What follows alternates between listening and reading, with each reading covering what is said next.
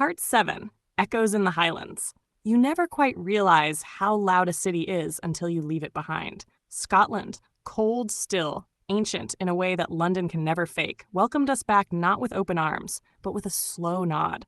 Like a silent elder watching two rebellious souls return from battle, wiser than they left. Nadia and I had escaped to the Highlands, not because we were running, but because silence was calling. We needed to hear again, not just each other, but the unsaid things, the truths that cities drown out with neon and noise. We stayed in a tiny croft near Loch Rannoch. No Wi-Fi, no distractions, just the sound of wind whistling through pine and the occasional eagle crying out as it circled above us like a guardian. The first night, we made no love.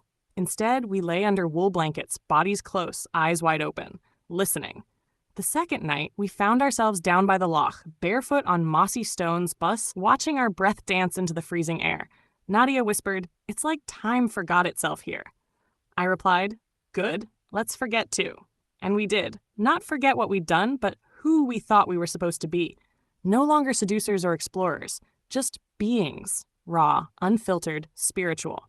It was here in the stillness that we finally talked about Scotland, what it had meant in the early days, the repression, the judgment, the absence of color, in both skin and spirit, how hungry we'd been for life and how we'd had to flee to find it.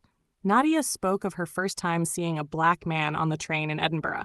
She hadn't even known what to feel, only that something inside her had woken up.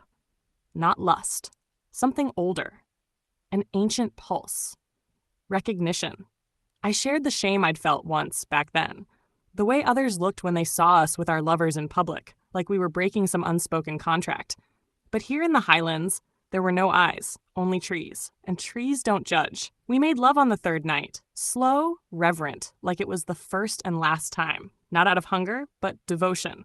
That moment, her breath on my cheek, our fingers tangled in silence, I realized we had become more than explorers. We were alchemists, turning lust into love, skin into scripture.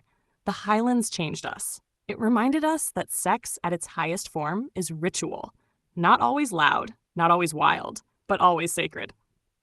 In the mornings, we meditated by the loch. At night, we wrote down memories, some too delicate for the channel, some too beautiful not to share. We talked of creating a guide, a spiritual one, not about technique, but about truth, about what sharing love across color, culture, and chaos had taught us, and what it could teach others. Because now, it wasn't just about black men or stamina or taboo. It was about liberation, about freedom to feel, explore, celebrate, and perhaps most of all, about love in its many faces. Shall we move into Part 8, London Again But Different, where the city greets us once more, but this time we are the storm?